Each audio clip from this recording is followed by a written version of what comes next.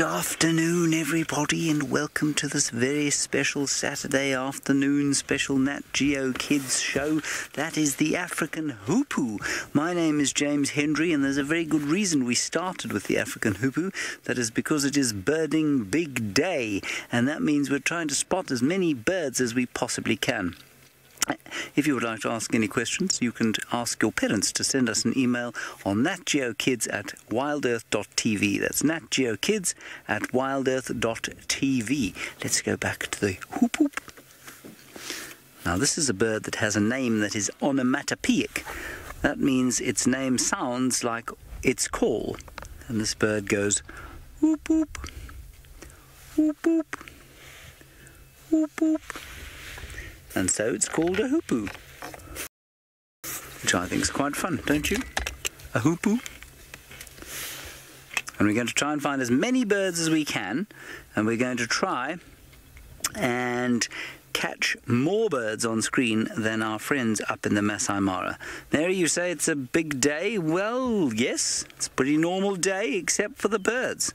Birding big day it is. Number one, the African whoop whoop. Righty, the other one we can find that might sound a little bit like that is, of course, the African cuckoo, which sounds like a hoopoe that's just woken up. Instead of going boop boop, it goes whoop whoop whoop whoop whoop whoop.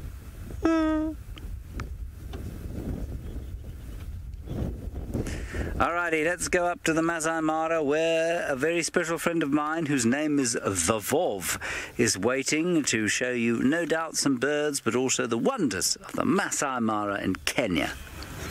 Welcome all the way up to the Mara Triangle. We're just trying to find a little bird for you. Good afternoon, my name is Steve. I'm joined on camera by Bongay, and indeed it is a birding challenge between Djuma and the Mara, and we're going to see if we can find a few birds for you this afternoon. It is a very, very nice afternoon for birding, and there we have got a greater blue-eared starling. Oopsie, there he goes. They're very intelligent birds, and apparently they can actually, a lot of them can learn how to kind of speak in a way, which is very, very interesting. And one more bird has just landed in front of us, just on the bush, directly at 12 o'clock there, Bongay. It is called a grey-backed shrike. And both of these birds are loving themselves because, well, it has been a bit of rainfall the last few days. And what happens with the rain is the rain does all sorts of things in the soil, and lots of insects decide to breed, and lots of insects also decide to hatch after the rainfall. So a lot of these birds are very excited about the insects that are going to come out of the ground. All sorts of things, caterpillars, termites, beetles, plenty of little flying mosquito-like midges all over the place. There are insects. You probably can't see it around my head, but there's lots and lots of little flying critters that are, well, oh, Bongo, another one to the right of me here at 1 o'clock. Just on the bush there is a little bee-eater.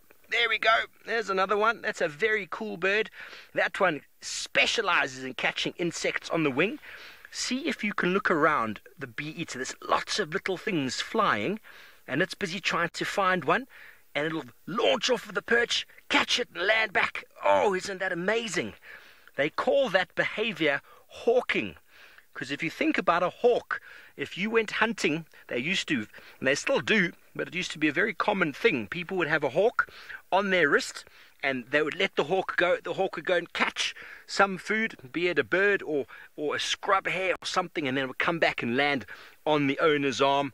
And so that behavior that the bee-eater is doing is called hawking. And, well, the name bee-eater is because they really enjoy. Can you see on the lens how many insects there are? There's the shrike again. That bee-eater is called a bee-eater because, well, yes, indeed, they like bees. But not just bees, anything that is flying, that's small enough. And the shrike, well, that will feed on any insect, will even catch small lizards and even small frogs. You can see he's also looking around at all of the insects that are flapping around his head. And another one at 9 o'clock, Bungay, just in the tree over here. We've got another beautiful bird. It is one of the dove species that we find in the Mara. We also find it in Djuma, just there on the branch. It's busy cleaning himself. It looks to be a turtle dove. Cape turtle dove, also known as the ring-necked dove. Very common all over Africa, and all these guys don't feed on insects like the other ones do. They feed on seeds, grass seeds to be specific, and they walk around and they pluck them off of the ground. And very, very cool birds, because you find them everywhere. They must be very, very successful. Probably one of the most common birds you find around. Okay, one more bird in the road is having a little bit of a dust bath. Look in the road here. Sorry, Emma, there's just one more behavioral trait I'd like to show the kids about a bird in the road that's doing something called a dust bath. And you saw that, oh, he's jumping around. What is he? I can't quite make him out. But that dove, you could see, was busy playing with his feathers, with his beak. Quite often the birds will take oil to clean their feathers, and when they get too much oil on their feathers, well, they like to roll in the dust to collect and pick up some of that oil and take it off of their feathers. Okay, well, I hope you enjoyed those few birds. We're going to see if we can find more, and lots more of other birds to come. But in the meantime, James has found some very big animals in Djuma.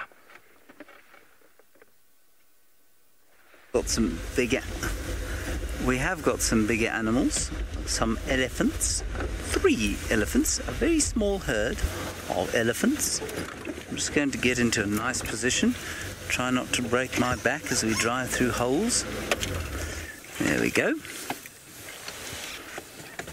This is probably a mother and 2 youngsters. Sometimes they're in these small herds. Quite often there are a few others somewhere scattered around, and in fact there is another one just over the top of these 3. There we go. They're breaking sticks and finding nice things to eat. Well, I don't know how nice the things to eat they're finding are, but they're eating a lot of sticks because still the rains have not come yet, and so the grass is very dry.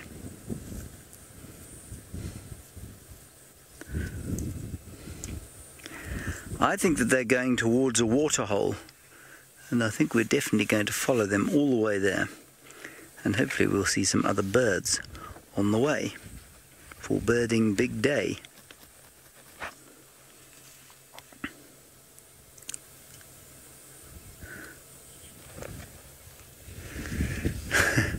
Apparently you're all quite excited to see some bigger animals rather than just birds for a while. Well, that's good, that's fine, that's no problem.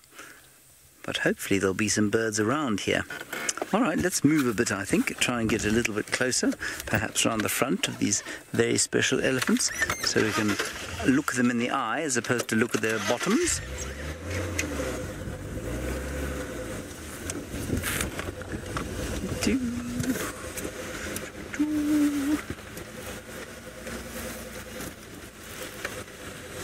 Yes, Charles, that's a very good point. We might find a forked-tailed drongo with the ellies. We're just quickly going to do the red-billed hornbill over there. Red-billed hornbill, number 2 for the afternoon. Red-billed hornbill. And on we go.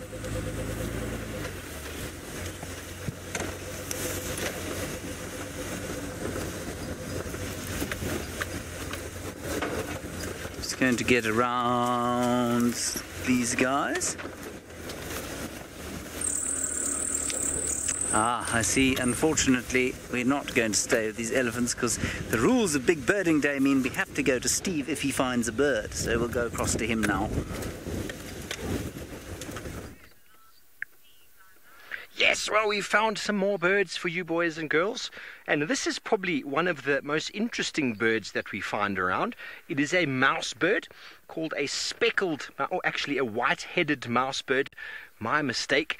But you've probably all seen birds' feet in your life, and a lot of birds, their feet either have 3 toes forward with 1 back, or 2 forward and 2 back, or some of them can have 4 forward Now, this bird has got a very interesting ability to do all of that. They can put all 4 forward, they can put 2 forward, 2 back, they can put 3 forward, 1 back. It's very specialized, allows them to hold on to the tree, allows them to walk on the ground, allows them to climb into trees and also sleep quite nicely, and obviously they also to scratch their face, hop around. Look at that white-headed mouse bird, got a long tail like a mouse and a white head, of course, and well, they prefer to eat fruits and flowers. You can see there's some flowers there in the tree, and it's going to hop around in there, get right inside like a mouse would do, and their feet allow them to move around quite nicely in thick bushes like that, which is very, very interesting. It's the only family of birds that I know of that's able to change their toes on their feet. Can you imagine doing that? Very, very interesting. Change your toes, move in different directions.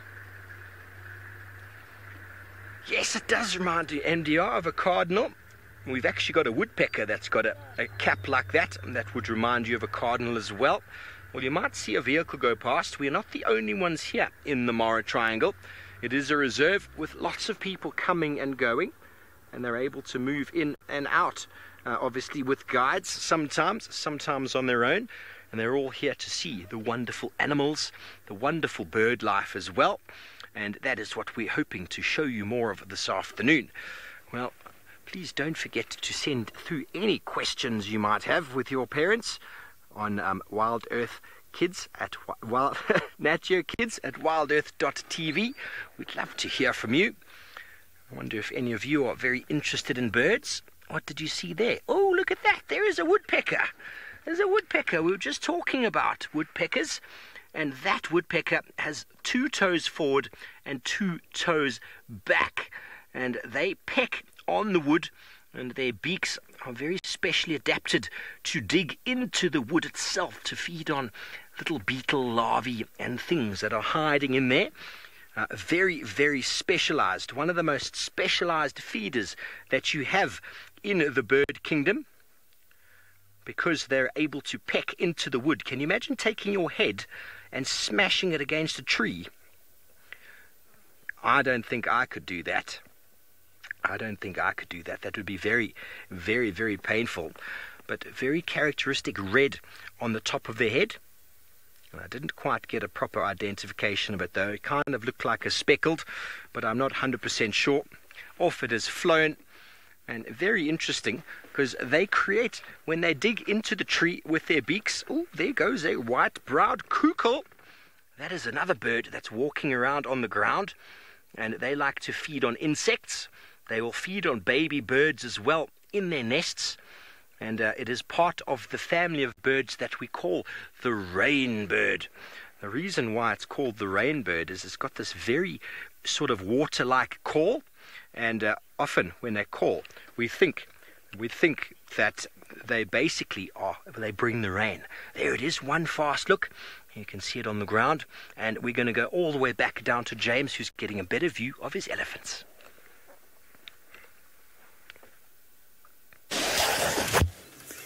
We do have a better view of the ellies, and in fact this elephant herd seems to be much larger than we thought it was originally.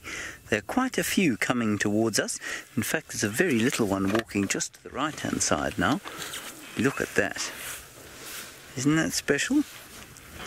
He's not vaguely afraid of us, probably about 3 or 4 years old. And then there's another one, another little one on its way towards us. And I definitely think suddenly the matriarch has given the command for all of them to go off towards the water. And the matriarch is the biggest or oldest female in the herd, and she will lead the herd. She tells them where to go and when to go there. Here comes a big mother elephant there with her baby.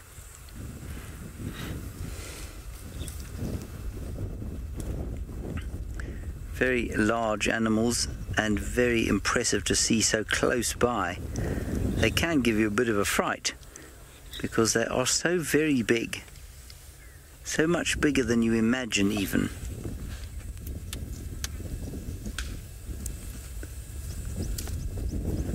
I'm hoping that mother will bring her very little baby close to us. That baby's probably about a year old. See, he's got an itchy ear now. He's just giving it a bit of a scratch. She's coming towards us now. Flapping her ears up and down because it is quite hot today, about 31 degrees Celsius, which I think is just over 80 degrees Fahrenheit. No, it's more than that. It's about 85 degrees Fahrenheit or so. Just going to lower my voice a little bit as this big cow walks past us. I don't think that's actually the mother of the little one. She's huge. I think this one here is the mother. No, it's not. That's a young bull. So that is the mother in front, and this is a young bull who's playing with the little one. Yeah, the little one's also a young bull.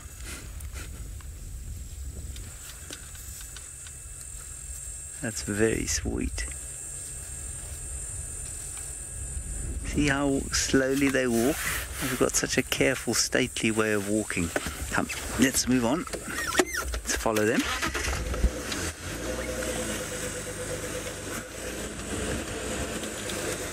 We don't want to make too much noise behind them. We might just go around onto the road. Yeah, Barbara is very cute with its itchy ear. I'm just quickly going to ask Seb to get us the Birchall starling over there.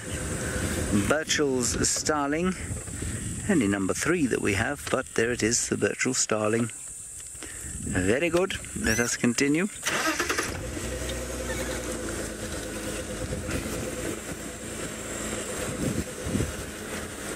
So we must keep trying to find birds. I know Steve's doing a lot better than us at the moment.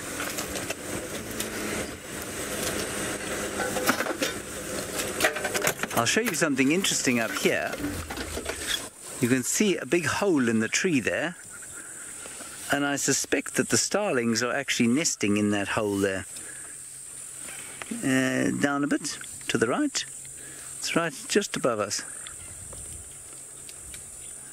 No, just above us here. Yeah. Oh, where? Sorry? Here. Oh, sorry. Okay. Yes, there we go. Sebastian, who's on camera today, has found us the hole. There it is. Well done, Sebastian. Now, that was probably dug by a woodpecker, but most likely, woodpecker, but most likely now occupied by those starlings. They're making a big noise around here, and of course we are now in the breeding time for these special birds. I did hear another bird, but I can't hear it anymore. Let's keep going. Oh my goodness gracious me, we're going to continue following the elephants. I believe the Vov has managed to find himself yet another bird, which makes me very jealous indeed. Help myself, there are so many pretty birds here, and this one has got such a wonderful name. It's called a superb starling. And, well, we saw that first starling, that very blue, bright blue bird. And, well, what's interesting about them is the woodpecker that you saw is one of the birds responsible for making holes in the tree that then birds like these live inside and nest. They have their babies inside the nest. Isn't that fantastic? So it is the woodpecker that creates the hole, and then the starlings and many other birds come along and use the hole for a little home for themselves. And if you didn't get a proper view of it here, I've got a nice picture for you on the dashboard, and it's one of the prettiest and most colourful starlings you'll get. Here we go, I've got it on my phone. Look at the beautiful colours there. He's got a white rump underneath. There's white over there. He's got orange, brown underneath, beautiful green on the wing, and blue on the top with a very nice white stripe and a very white eye. Isn't that awesome? So a starling, and look at his feet. I was talking about feet before. We've got 3 toes forward and 1 back. A lot of birds have got that speciality. That's how their feet work. It allows them to sit on a branch, very much like most birds you might think of. They can sit in the tree and they can fall asleep, but they can't change these toes like that bird we were talking about. They can. The mouse birds can change their toes, and once again, a woodpecker, pair of them have landed on the tree there. There's 2 of them. They're going to peck, peck, peck. Let's see if we can get a proper look at them this time. See if they can peck for us. Very good. Look at them holding on there. Very powerful toes. and they are listening. They move their heads from left to right, and off they go. They listen into the wood to see if they can hear any insects inside, and then they'll peck, peck, peck, peck, peck, peck, peck, peck, peck, peck, and then open the wood up itself, and then with a very long tongue, a tongue that goes all the way back over their brain, and then goes out and catches the insect. Wow. Alan, there are a lot of birds in the Mara itself. I'm trying to think offhand how many species. I'm not 100% sure, but in Kenya, in East Africa, there's about 1,200 species of bird. So it's a lot. It's a lot of birds. I don't have a book specifically for the Mara, though, so I couldn't tell you exactly how many birds occur here. There is one of the very... Oh, he's gone. That was a yellow-throated longclaw. And they love to hide in the long grass. He's hiding from us now. We find them all over the place. He might come out again. He's got a very nice, very nice whistling call. And he's beautiful, but he's hiding right now. And there goes some parrots. There's everything. The birds. I love birds. Well, when you spend time out here in nature, sometimes all it is that you can see is the birds. But sometimes when you're out in the wilderness, you're lucky enough to come across very, very big elephants.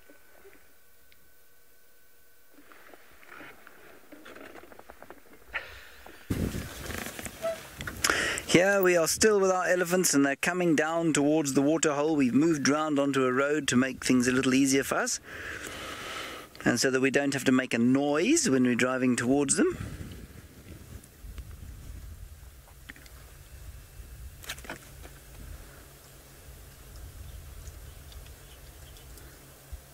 Now Laura has sent us a question about tusks and how big they can get. Well, Laura, they can get much, much bigger than the elephants here.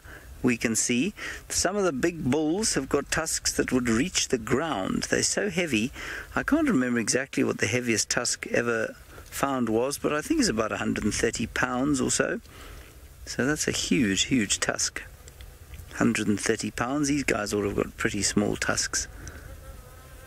And you know, one of the reasons for that is that in the 1800s, what happened was that a lot of hunters came into this area and they shot most of the big tusked elephants because they wanted to take their tusks to sell them.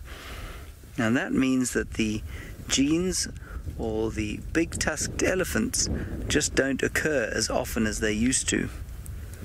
Although there's a very healthy population of elephants in this area, they just don't occur with the big tusks like they used to.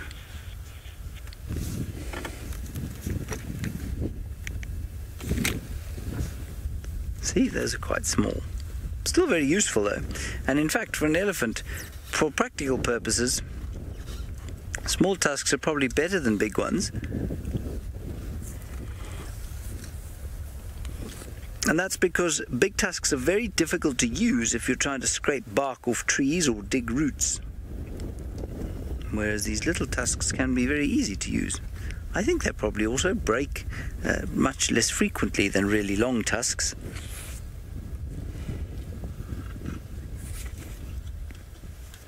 But it would be great to see a nice big tusker elephant, as we call them, with tusks that nearly touch the ground.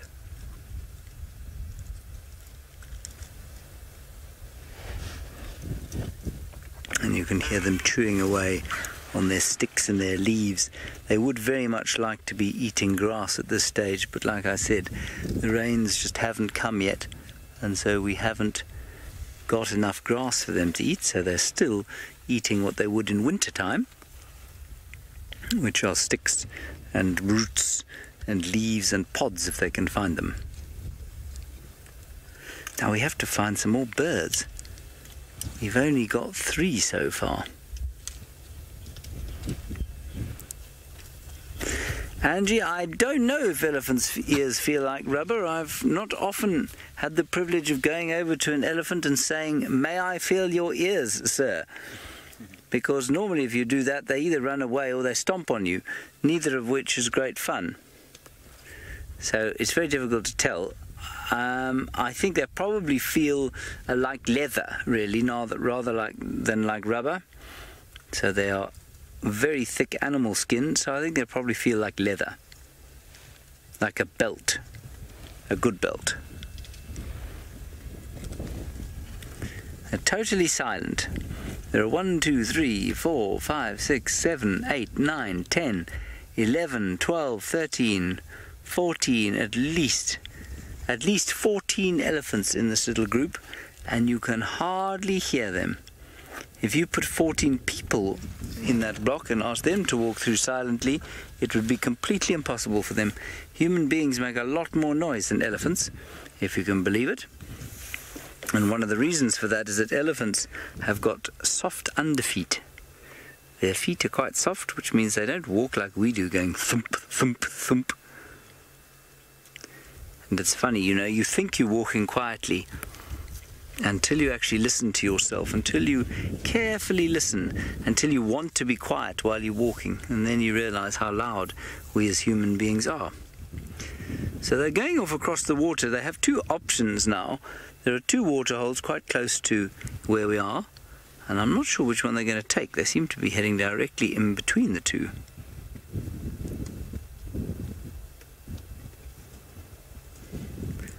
But they definitely seem to be very thirsty, because they're now starting to move with a great speed towards the water.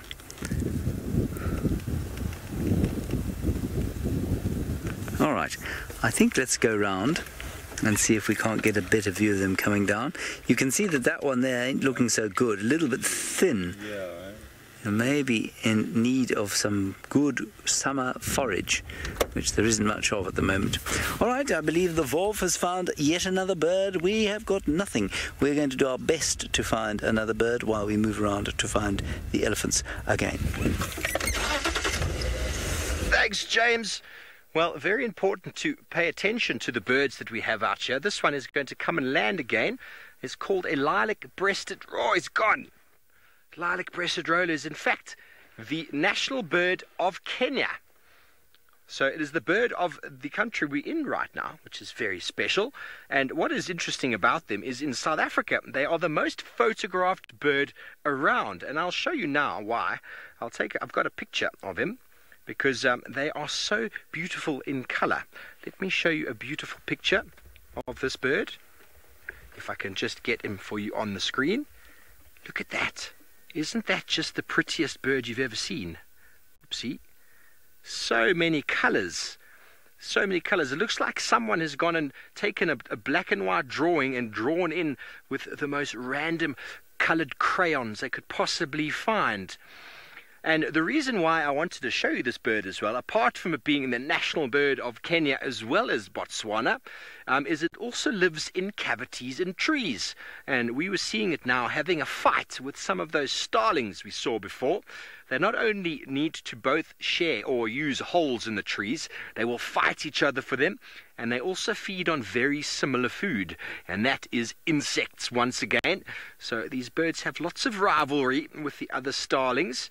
And it is so important for all the woodpeckers to be in and around this environment to create those holes in the trees. But James is with elephants down in South Africa, and well, the elephants are important because they damage the trees and they cause insects to get inside, and that's what the woodpeckers are looking for.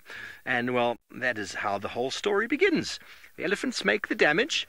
The woodpecker or the beetles lay their eggs inside. The beetle larvae hatch. The woodpecker comes and pop, pop, pop, pop, pop. And then all of these other birds have somewhere to nest. Isn't that fantastic? I think it's incredible how many birds are dependent on.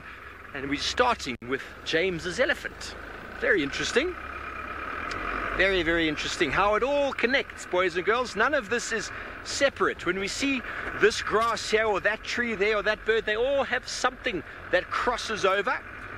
Be it food, be it the air, be it whatever it might be, they all connected in some way.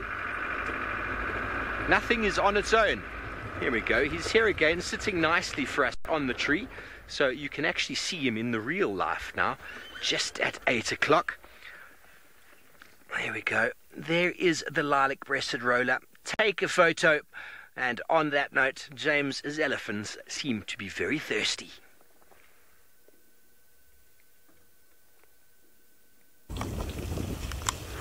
Now they've arrived at the water. and they're all having a good drink. A huge herd. Let's count them again.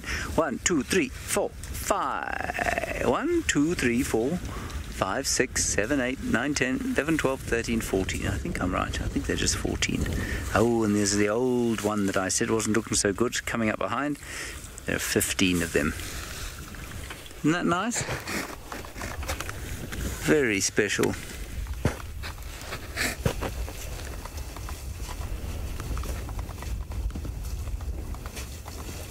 So you'll see we have two cameras operating now. One of them is a fixed camera called the dam cam, because it's fixed at the dam, and it's helping us get a sort of wider view of what's going on here.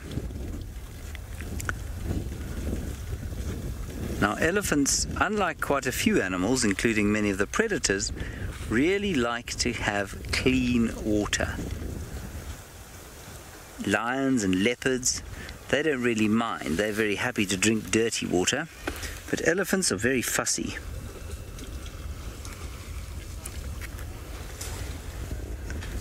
And so they like to have this good clean water.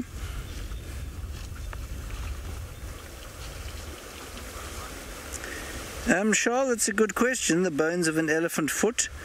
Trying to think if I know what the bones of an elephant's foot look like.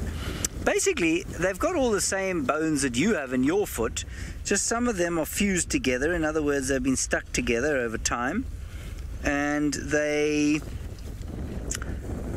I'll tell you what, I'm going to try and find you a picture. I think I actually have a picture here of what an elephant's foot looks like internally, so I'll try and quickly find that for you while you enjoy them drinking there. Still haven't managed to find any real birds. Oh, we've got some Egyptian geese. That's quite nice. Let me see if I've got a picture here of an elephant's foot. I seem to remember that I might. Elephant. No, not an elephant shrew. Elephants. No. I don't think that I do, I'm afraid, have a picture of an elephant's foot. But basically, the pictures of the feet, let's do the geese quickly if you don't mind, Seb. We've got the gooses over there. We'll just quickly get them on camera so we can tick them off. Those are the Egyptian geese. There we go. We can go back to the elephants now.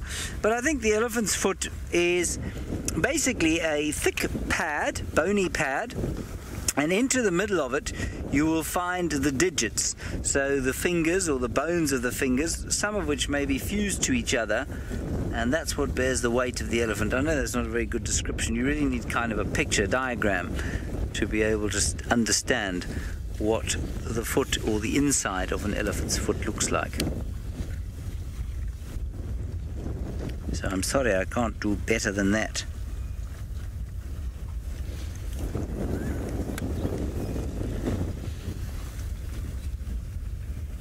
Yes, Kimberly, I think the elephants are really glad themselves that they have water.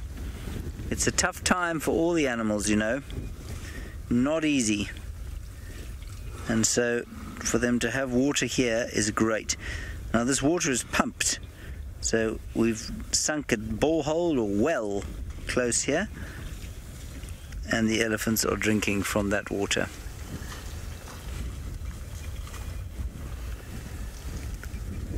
It's a lovely peaceful scene too. You can see that they're just happy to be here. They're happy to have a nice drink. They're relieved. It's been a dry day, dusty, not too hot. In fact, for this time of the year, it's actually quite cool. But there you can see one just throwing some water on herself. And some mud. That's quite one side and then the other side.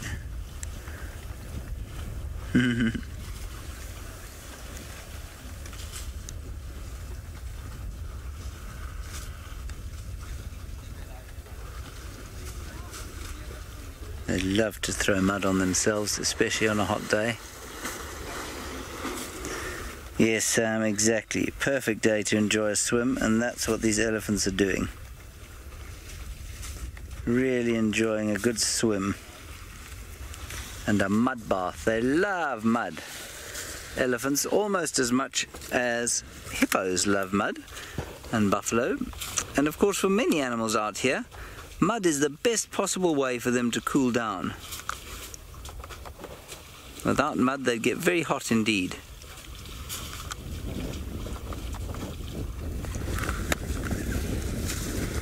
This is great. Very special. Now, what they don't realize they're doing, of course, is making the water very muddy if they want to have another drink. So these two playing there on the left. And they're two having a play there, yeah. Two bulls, probably giving each other a little wrestle. You know, like I'm sure a lot of you like to push each other around in the water. Bob, I missed that, I'm afraid. Something about a cannonball.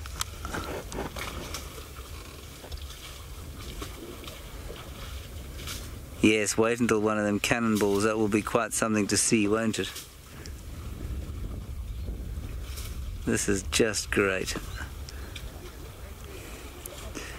Now that wrinkly skin is quite clever, because what it does is that it will keep a lot of this moisture on the skin of the elephant, which means that it will stay quite cool, which is quite nice. You can see that very wrinkly skin. Did you see how everyone went silent there? That's because I suspect the matriarch is talking to them. They speak in a very, very low tone.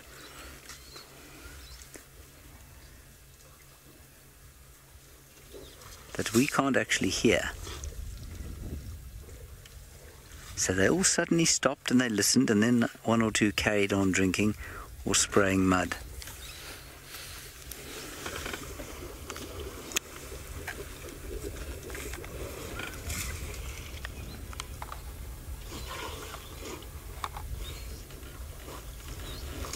This is a very peaceful, lovely scene on a warm afternoon.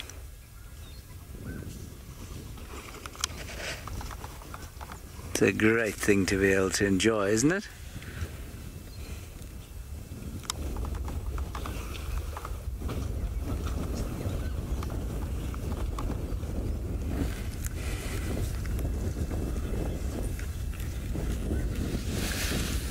Well, at the moment, yes, MDR, I agree with you. The elephants are radiating calm. They don't always. Sometimes they radiate absolute terror. But that's when they're coming rushing towards you, which thankfully these chaps aren't. Those two are not very calm. Two bulls having a bit of a fight with each other. And quite interesting interaction going on here. There's an old cow, not so old, in fact she's quite young, for a mother, and she's just pushing these youngsters out the way. It's a bit more conversation now. I can hear the rumbling sound. And these youngsters are looking at us because they think they're very tough and strong, you see.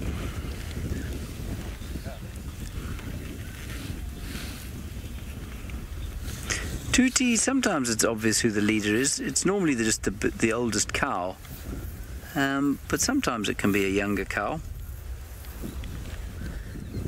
Look at this. This is very sweet.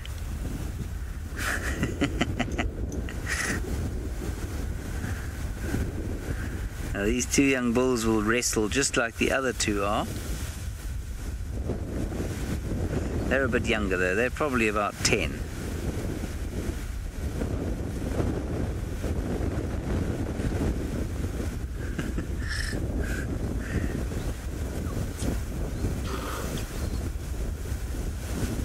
It is amazing to watch them, it really is.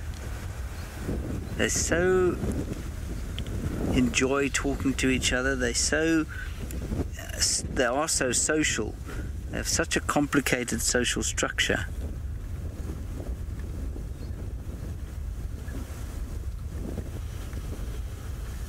And I think that's what makes them so entertaining to watch. This little bull's coming closer and closer. Hi. Here he comes. Now you see, this is a completely wild elephant. He's not at all tame, but he's very relaxed around us. He's not worried about us. He's not intimidated by us, and so he won't react in an aggressive way to us.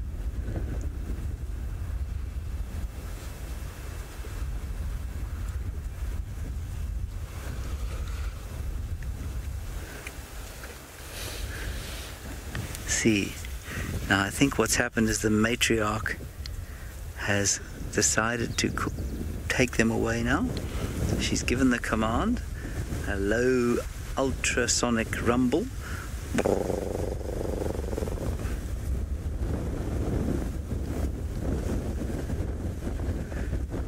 Now we've got a very nice surprise for you. We've got David Gatamba Gitu has managed to find his way out of camp, fix his camera, and he's ready to say hello. Well, boys and girls, finally you are with me and all the elephants and all other nice animals you've been seeing. I thought I'll show you something different from all the other people. And we got the tallest animal in the world, and that is a giraffe. I might request you to watch how that giraffe is walking with two legs of one side at the same time, and we call that ambling, 2 and 2. How nice is that, just to see this tall animal moving his two legs that are also very tall, like his neck. And my name is David, and I'm filming this morning, or this afternoon rather, morning or afternoon, with Manu. All right, Manu? So boys and girls, thank you for the questions you've been sending. Don't be shy, continue doing the same as we show you another giraffe coming in the front there. You see the giraffe? Giraffes will always go in groups, either 2 or 3 or 5 or 10, and she just stops there and look. We got different types of giraffes in Africa. This particular one is called the Maasai giraffe. And apart from the body pattern, that will be different from one type or one species to the other, everything else remains the same. Sam, that's a very nice comment, that you always like watching or seeing giraffes, and there they are. Look at how majestic she is as she walks. And I'll say she because if you look on top of her head, she seems like she got some hair on top of her horns. These horns, sometimes we call them ossicons, but if it was a male, it would be flat. Thank you, Manu, for showing the kids that. You see, on the top of the horn, she got like outgrown hair. That's only on the females. But if it was a male, it would be flat, because males sometimes use their horns to fight each other, and for that reason they get flat and that hair wears out. I think she's having a poop. You see the tail is up. She will stop, and you'll see when she drops her poop, they're very small pellets. She got very good manners. She stops to poo. Thank you, giraffe. And you can see how tall she is as you look in the background there, all the way to the horizon. Very tall animals, again, as I said, moving two legs of one side at the same time. Giraffe Girl, always a pleasure to hear that name, Giraffe Girl. What a beauty, and I agree with you 100%. And very majestic, walking in the savannah of the Mara Triangle. So those patterns you see there are what will be different from the other giraffe. If you look at her mouth, the mouth looks very big, because giraffe have to accommodate their long tongues. They've got very long tongues, and they have the long tongues so that they can reach the very top leaves or branches. Look at her tail, and you can see the fur that she got on the tail, very long, and they'll always keep flicking or moving their tail like that if they're comfortable and they're happy, or sometimes if they have any flies, they'll need to get them off their body. Sometimes we'll see some birds on top of them who will have, or some birds that will be getting some bugs out of their bodies. Well, boys and girls, let me take you back to Steve and find out what he got for you. Nicole. Thanks, David. We have found a very camouflaged bird. It is the female of the black-bellied bustard. And not all birds we were talking about live in nests in trees. This one, in fact, lives on the ground. Can you see how camouflaged it is? I know it's moving around. It's busy plucking off the grass seeds, but it's very camouflaged. And, well, they nest on the floor. They spend their entire life on the floor, and they do fly, but they basically spend most of their time walking around, feeding on the necessary food, but very camouflaged from the sky because, well, they are prone to being caught by eagles, and they've got a very interesting call. Just have a listen while Bungay keeps his camera on it. Have a listen to this funny call that it makes.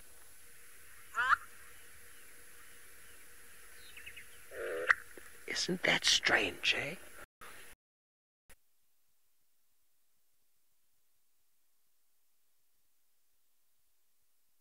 That is the sound that the male makes, and to attract the females. And, well, it is a very interesting call. He puts his head up and he does this popping sound, and then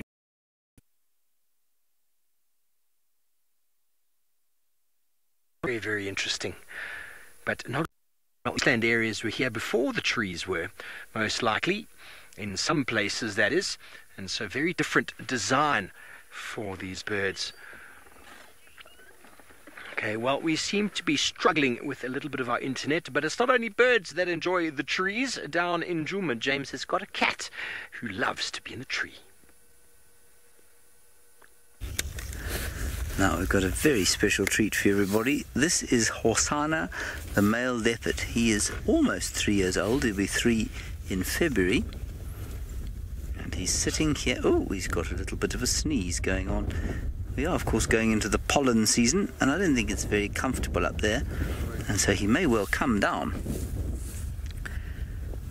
Now, he likes this tree because he can use it as a pantry. He puts his food up in the tree. And then he tries to sleep there, and then he gets a bit uncomfortable, so I think he'll come down. He might go for a drink, or he might start to eat again, but we won't be able to see what he's eating because it's behind the leaves.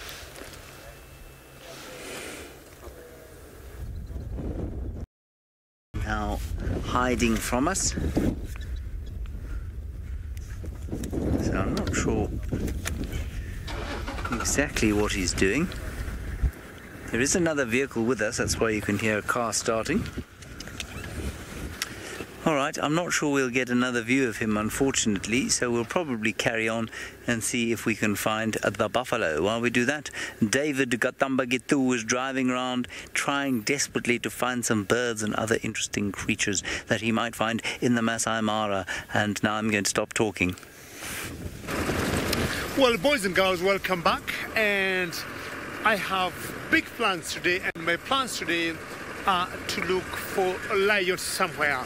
And I may apologize because I did not start the show with my other friends. There was some technical issues I was trying to fix, and I'm all sorted. And my main plan today is possibly to get all of you, boys and girls, some lions. Let me see if we can get this bird. Man, if you think it's not worth it, you'll tell me to keep going. But I just saw a bird. Go back, please go back. What are you doing up there?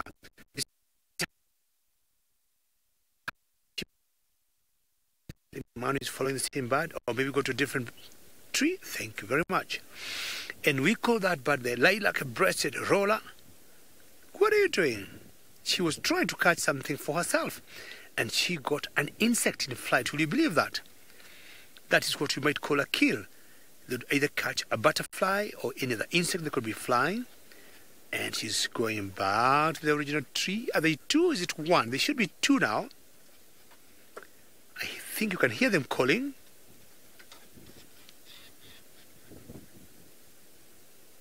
I hope, boys, you can hear that. That was a male and a female. And this is my favorite bird, boys and girls. It's called the lilac-breasted roller. You can see the lilac on the breast. And I'm saying it's my favorite because it's one bird that I know that has very many colors. You might correct me. I think this one has the most.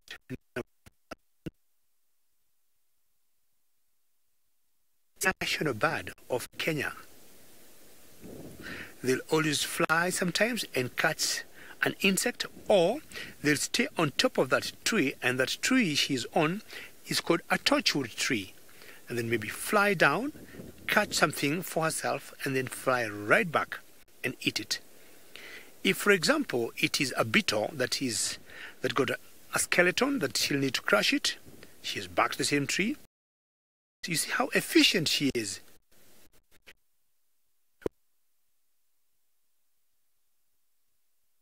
Stuck in her throat. Very clever bird. Then she'll stay there, spend a few seconds or minutes, and keep looking. And maybe she is going to see another insect and she'll go to it and catch it. But again, I'll take you back to Steve because he might be having a reptile.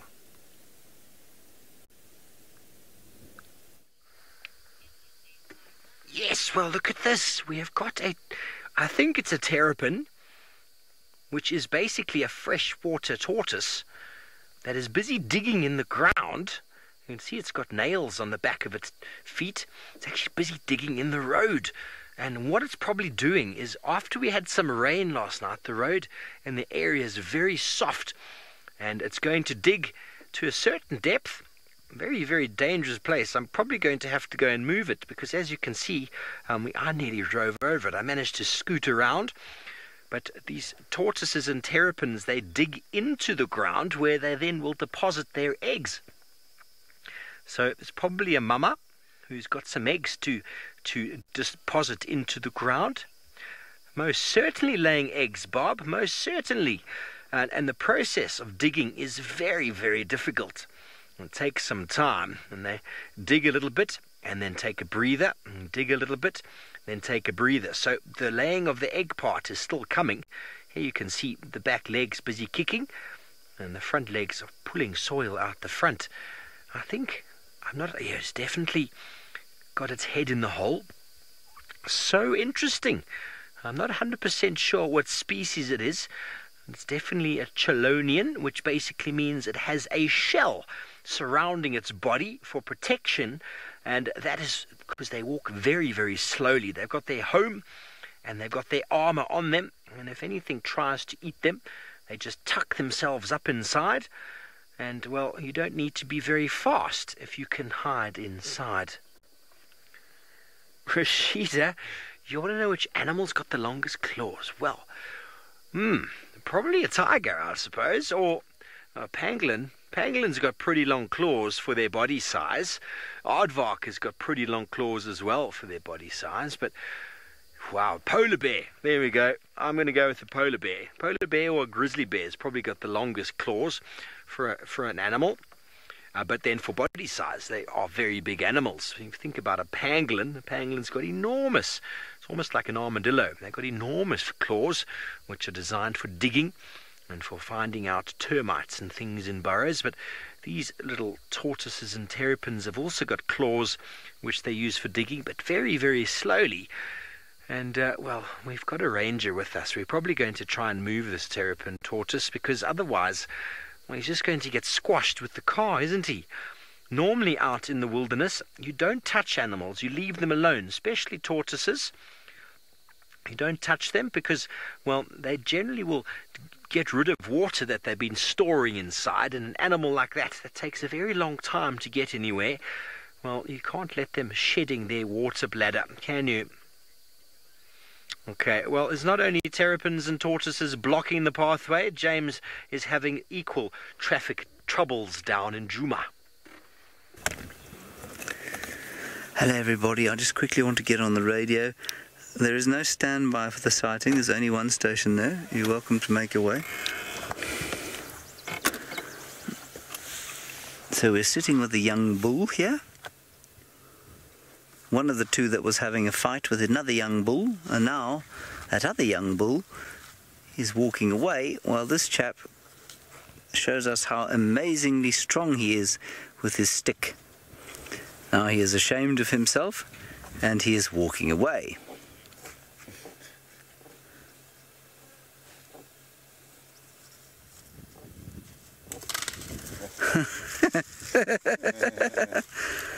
He's showing us how very strong he is by walking over a guawi bush and then rubbing his large bottom on it. The other guy, I think, is probably more intellectually inclined, and he's looking... Oh, here we go. Big fight. You know, as children, of course, you're always told not to fight with sticks. And I wonder if the matriarchs and mothers in these herds tell the young bulls not to fight with tusks, for the same reason that we're told not to fight with sticks. They could poke each other's eyes out quite easily.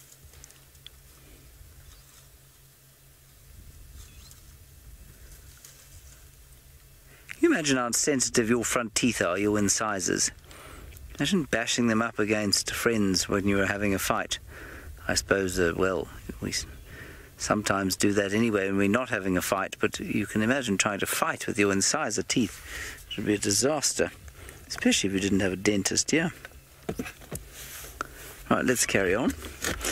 We left our leopard because we couldn't see him anymore in the bushes.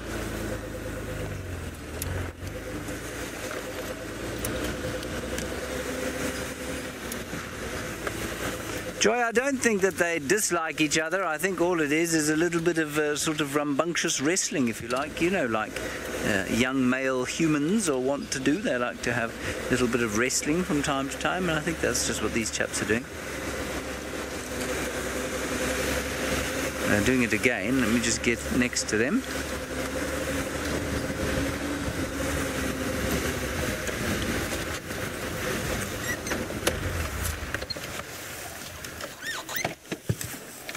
This is a very strong fellow, is showing us how strong he is. Again, he's now going to pick up a bush.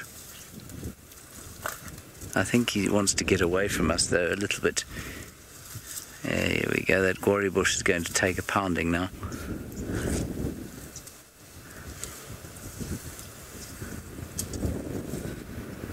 He might be just experiencing the first sort of flushes, if you like, of what we call must. See, you can break another bush. Must is when the bulls start to grow up, basically, and they can feel rather frustrated. Again, a little bit like human men growing up.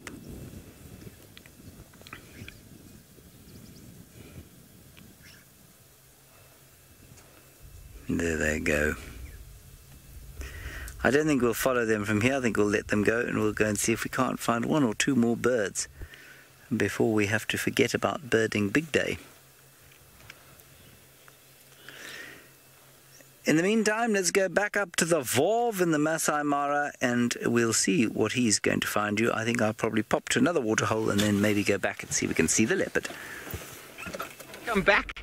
Well, I had to get out quickly and grab that terrapin. It was indeed a terrapin. It was probably a marsh terrapin. It was digging in the road so that it could lay its eggs, but I pulled it out, went and put it nicely in the bushes, and hopefully it will manage to do so again. If we left it in the road, well, poor thing, would probably get squashed.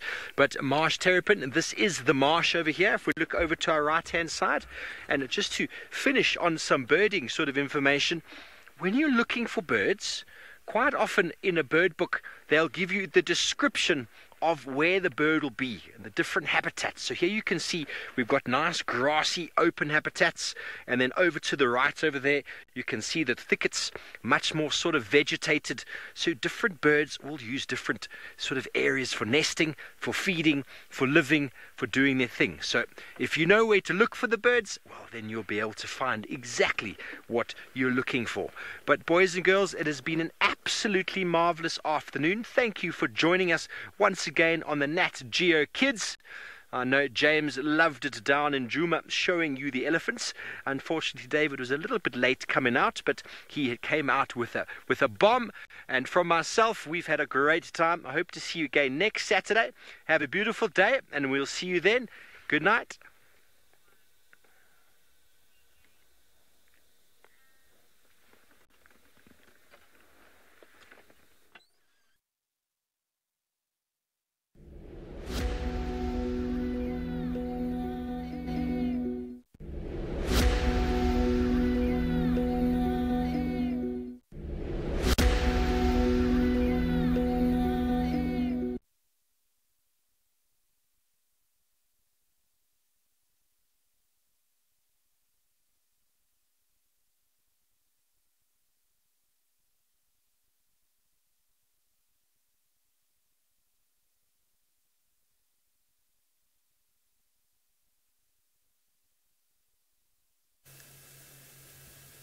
Look at what we have on Birding Big Day, everybody. That is the bearded robin. It doesn't look anything like it's got a beard, but that's what it is, the bearded robin. I haven't seen one on Drive before, I don't think. So I'm going to give myself 25 points for Birding Big Day. He's eating ants. What a beautiful sighting of this bird, normally so shy and retiring. While you're enjoying the sight, let me play the call for you. Lovely call that they have, like most birds not most birds, most robins. Robin, bearded robin. There we go. Here we go, I'm going to play it for you.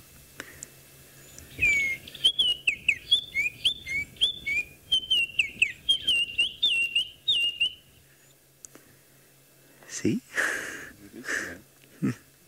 He thought that was quite interesting. Now he's not dissimilar looking from the white-browed scrub robin, of course, which is my favourite bird out here. But he doesn't have a lightly streaked breast. He's got that very obvious sort of, what colour would we say, caramel coloured breast. There we go.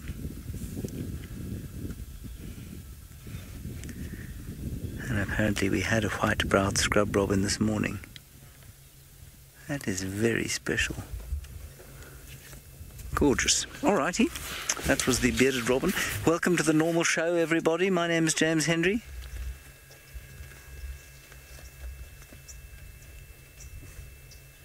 Sebastian Rombi is on camera. There he is.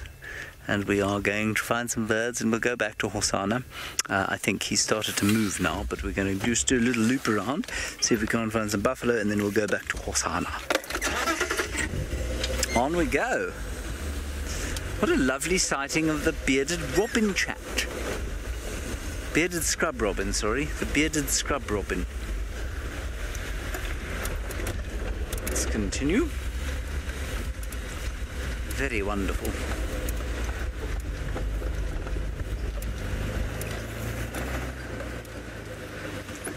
There's a crested francolin. Do you see it?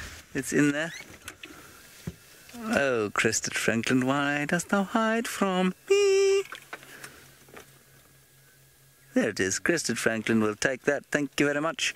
There's also a... oh, squirrel. Never mind.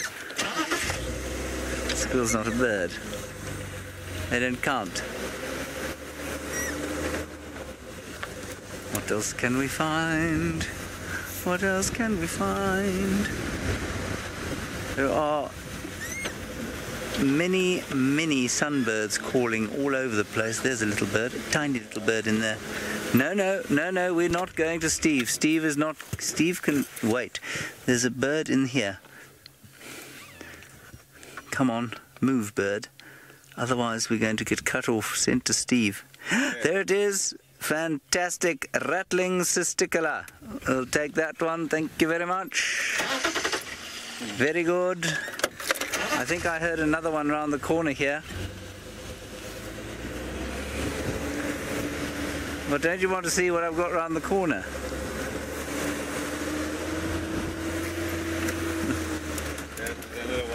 Oh, fantastic. Have you got it? There we go. Well done, Seb. Seb got the one that we had round the corner.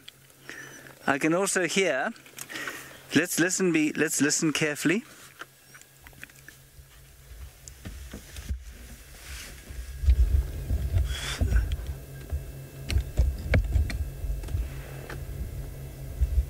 Oh, it stopped now.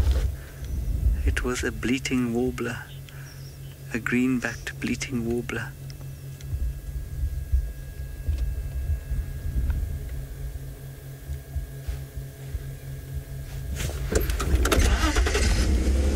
Fortunately, it stopped. Now we're going to have to go to Steve. All right, let's go back to Steve in the Masai Mara. I don't know what he's got. Hopefully it's not many birds.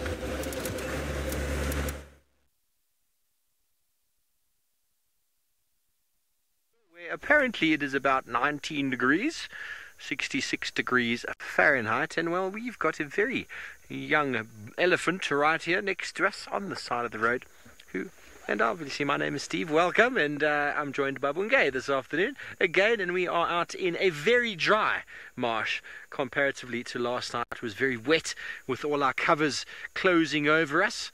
It wasn't the most comfortable of drives last night, and well, we've come back into the marsh because, well, the marsh is where you get some special birds to add to the big birding day. We've had some wonderful ones already today, and well, we first thought we'd start with a very hungry looking young elephant.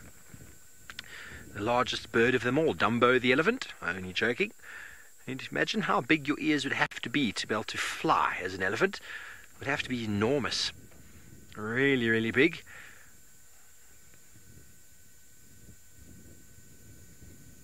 Enjoying the greenery of the grass. The rain last night obviously will be providing a bit of a green flush as well, that most of the animals will be taking good advantage of.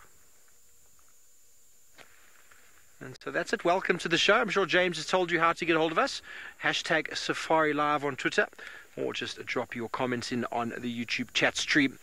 If you ask a question, don't forget the all-important @FC, keeping your questions relevant.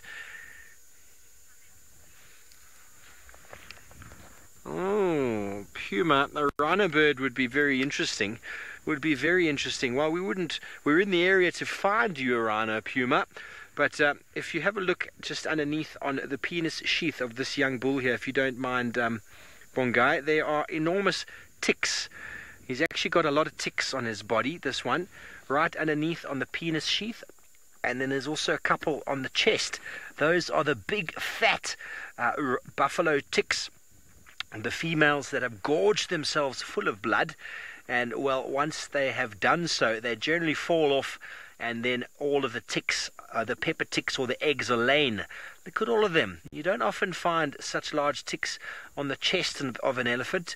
I've often seen them around the genital area where the skin is a bit softer, but they're on the chest. Ooh, almost makes me cringe. They're lovely to pop, those ticks, if you do get hold of them. They leave an amazing track on the ground, because once they get to that size, they pretty much fall off, squirm around in the soil or on the grass, and then lay their eggs and then die.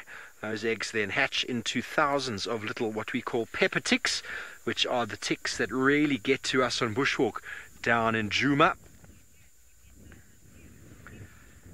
Paul, well, if you get a tick on you, there's a couple of things you can do. The first thing I do is I normally just rip it off.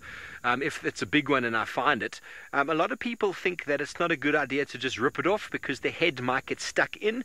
So what you can do is you can put something on it, sort of what we have in South Africa is quite a pungent sort of lip balm called Zambuk. It's a little cream that you can put on, or a little bit of Vicks Vapor Rub, something that's quite almost like a gel, quite a sort of pungent like gel. You put it on the tick and it almost suffocates the tick. The tick lets go and then you pull it off. Most of the pepper ticks that we get down in Djuma, well, you don't even know you've had them on you. You just start scratching after 2 days, and once the scratching starts, well, it's done for. 2 weeks or 2.5 weeks you're going to be itching like crazy. But if you find a big tick like that on you, well, you're going to have lost half a pint of blood by the time you find it. But they do get bigger and bigger by the day, and so if you do find them, tweezers are often a good idea. But I find the Zambuk or some form of Vicks Vapor Rub or something like that, a gel, putting on there causes the tick to let go. Because if you do rip it off and you miss the head can stay inside the wound and can lead to an infection. Okay, just ripped all of the leaves off of that plant. That's not very sustainable, young elephant. Poor little plant. I suppose he doesn't mind. He's got ticks all over him. He needs to get his strength. Not very good. He needs an oxpecker on him. Nice big juicy ball of blood there. Doesn't it make your skin crawl a bit when you see a tick that size? Ugh. Okay, well, we're going to move on. Deeper into the marsh we go. It seems like David is still trying to catch up with the migration.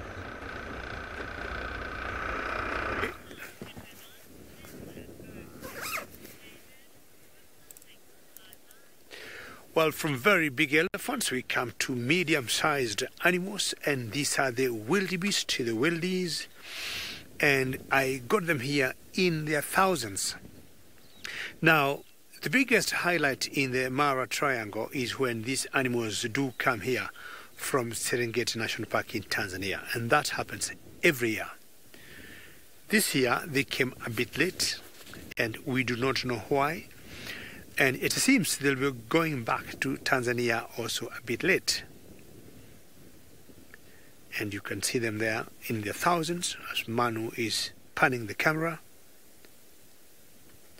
And remember, this is a very interactive safari, so should you have any questions, you're more than welcome to ask. Any nice comments, please send it through #SafariLive on Twitter. And Manu is the one who is showing you all this beautiful job. He is the one with me on camera.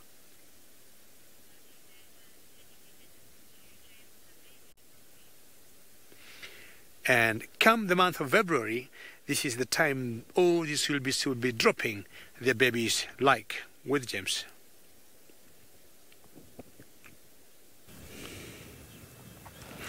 Absolutely correct, David. We do have something new.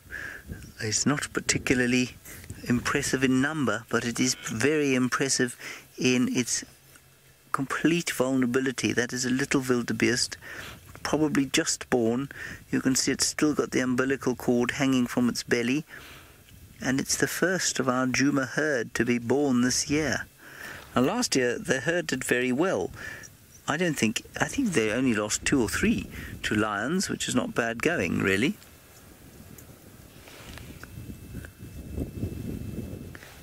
Very, very cute.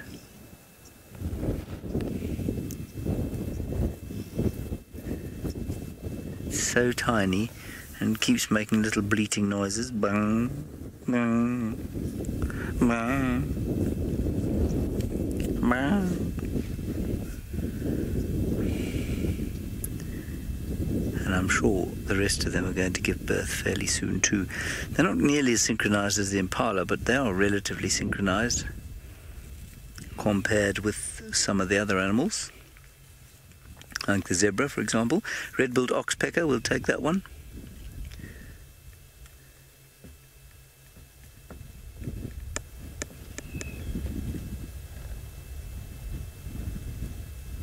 Just amazing.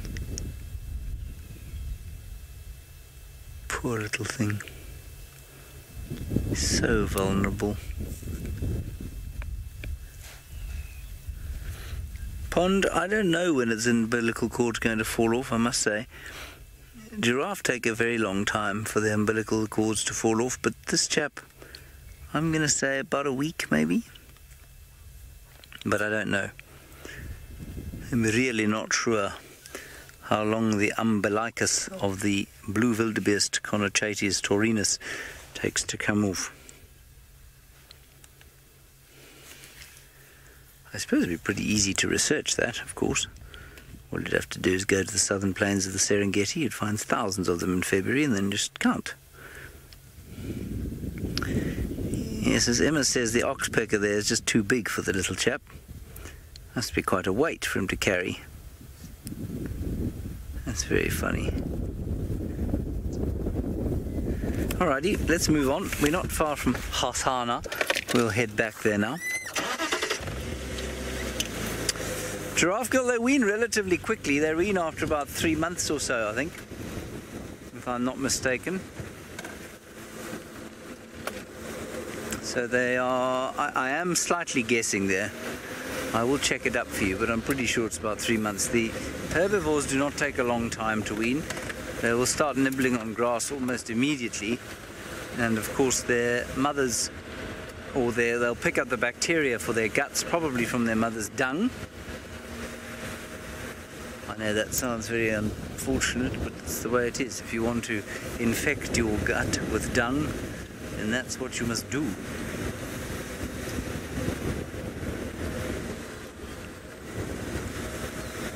Alright, let us go back to the Vov, who is travelling through the marsh while we go to Hosanna and try to find some birds. Parrots! Thanks, James. Well, we found a hyena that seems to have picked up a bit of hide. Some old skin And it feels like, okay, that's going to be tasty.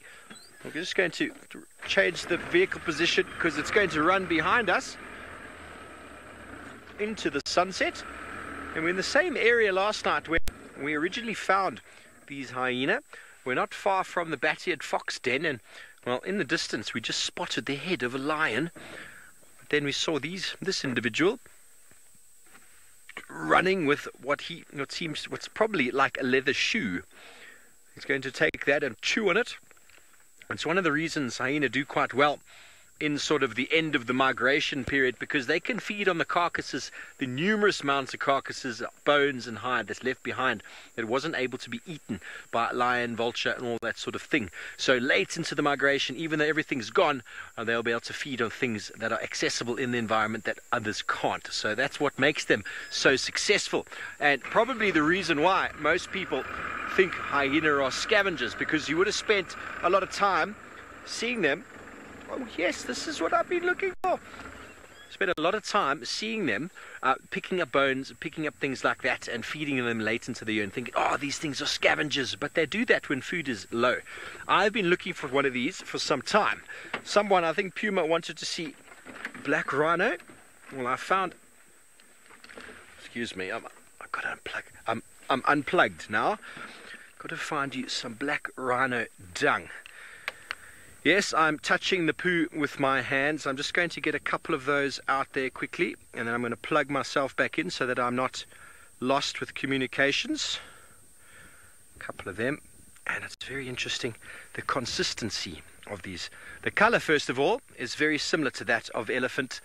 This is quite fresh, it's still wet, but inside it's the same color as elephant. They feed on browse material, they feed on bark, they feed on twigs, and inside you'll see lots and lots of these. And the beautiful thing about it is that they are all about the same sort of length, about 2 centimeters. You'll see that. Another one, 2 centimeters. One guy, sorry, I'm doing a horrible job. Let me get back in. Let me get back in the car. Sorry. I'm going to grab them for you. Black rhino are the agriculturalists, or what would you say? What would you call it? The botanists of the bush, the propagators. Because anybody who knows better out here in the environment will know. I'm just going to try and hold them like that. See how they're all about the same sort of size, and they're all cut at a 45-degree angle. That's how the black rhino chew them off. They nip them with their teeth, and they bite them at a 45-degree angle. And if you've ever done any propagating, any cuttings off of any trees, you'll know that cutting a branch at 45 degree is the best way to access that tree, or to allow that cutting to grow back, to allow the bush that you fed on or cut off to grow back as well. So whether the black rhino knows that is very hard to say, but by cutting a plant at 45 degrees, there's a very good chance that the plant that's left will still grow out. But very characteristic black rhino feeding. Kathy, we're going to smell it, are we? Well, it's actually been rained on quite a lot, so that's why it was wet. It doesn't have too much of a smell. Black rhino dung I've never noticed to be too pungent, but if anything, it's got a little bit of a richy sort of tanniny sort of smell, so an organic smell. It's very hard to put any finger on it. But these twigs, a lot of them are dry now, but beautiful. How's that for black rhino? So I know in Djuma we've shown you lots and lots of white rhino dung, and here finally, black rhino. I've been looking for this, and well, thank you, Mr. Hyena, for stopping where you stopped. And I initially thought it was hippo poo, but it's not. Indeed, black rhino. Thanks, Bongai. I'm going to put this back exactly there, and we're going to continue on. So it gets that sort of orangey outer sort of texture that the elephant dung gets in Djuma in the dry season. A sort of orange because of the oxidation of the tannins. Because black rhino feed on twigs and leaves, so lots of tannin in their diet. And elephants up here don't feed on a lot of tree vegetation, feed a lot of grass. So most of the elephant dung you find here still maintains that sort of blackness due to the silica. But it's not as bad as white rhino dung down south. But very different in their consistencies. Awesome. We can see lions over there. We're going to go to them. And they just happen to be in the same area as the bat-eared foxes. So maybe we will kill 2 birds with 1 stone. It is big birding day. Excuse my my pun there. It was intended. Just see the ears of some lions there, a little bit too far off for you right now. Oopsie. Oh. Sorry, Elvis. I'm sorry, there was a very big bump there. I apologize. Sometimes I get away with myself when we're trying to get to lions. And some of these roads in the marsh are very, very up and down. I nearly lost someone off the back. He's okay though.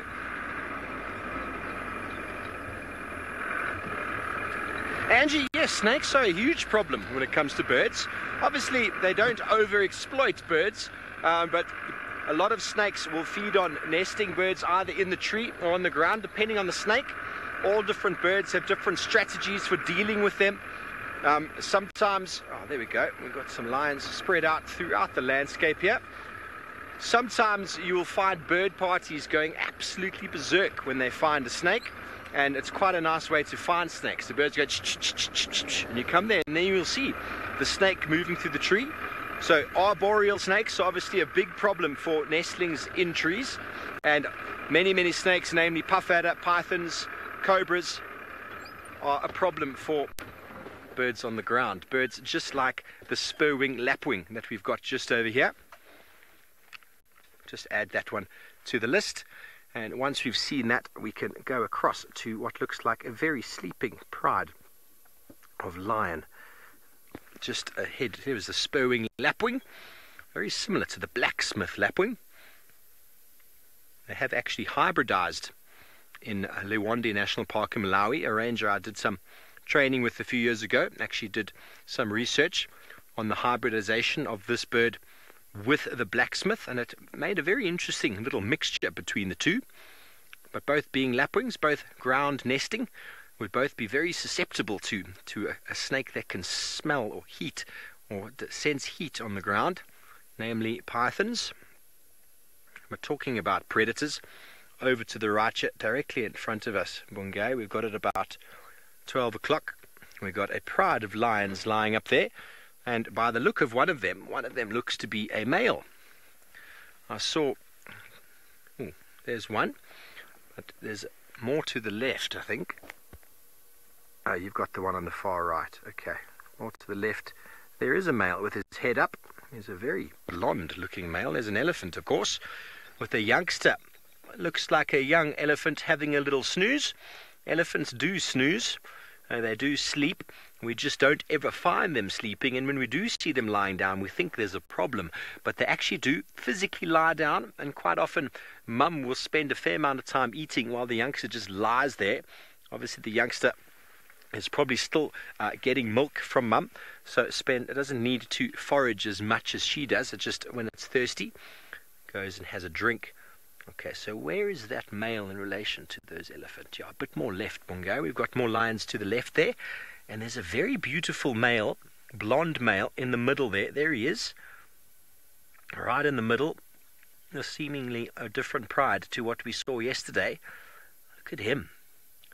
We're going to have to try and reposition to see if we can get his face. It is early nap time, and if that elephant was dead, well, these lions would probably be giving or showing some interest. Okay, well, while we try and get into a better position to see exactly what these lions are going to get up to, let's go over to David, who's on the search for cats of his own.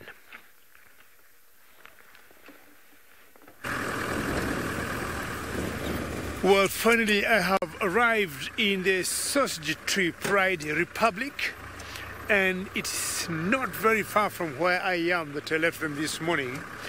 And incidentally, in the same area I saw lots of parrots. I was seeing brown parrots that will make noise like someone hitting a nail on an anvil, chick, chick, chick, chick. And that's what I first picked before I saw the birds.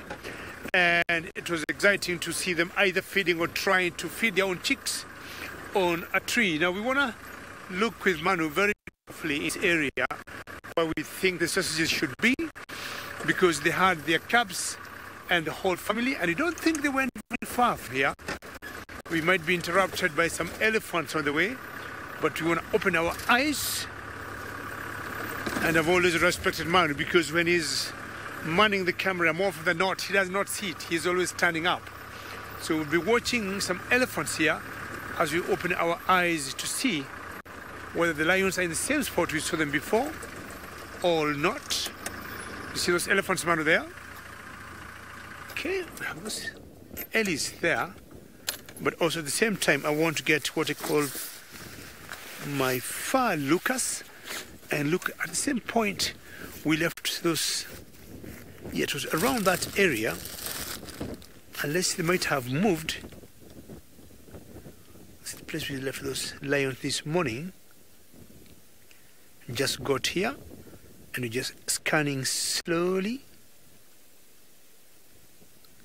to see if they're in the same spot or they have moved before it gets very dark.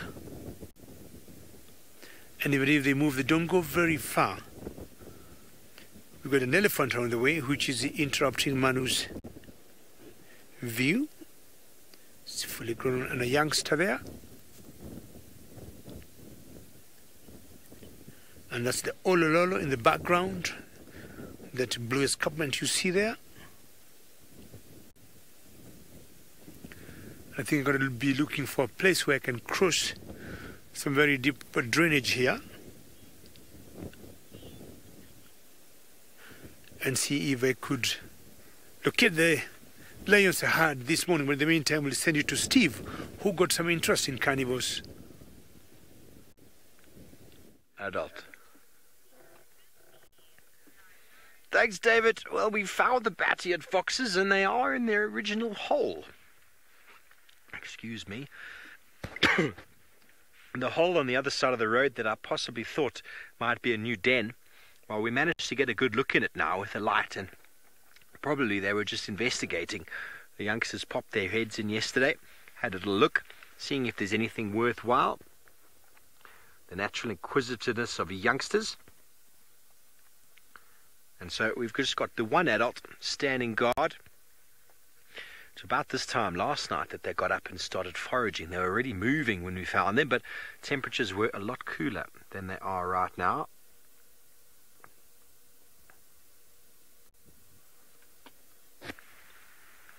Those big ears.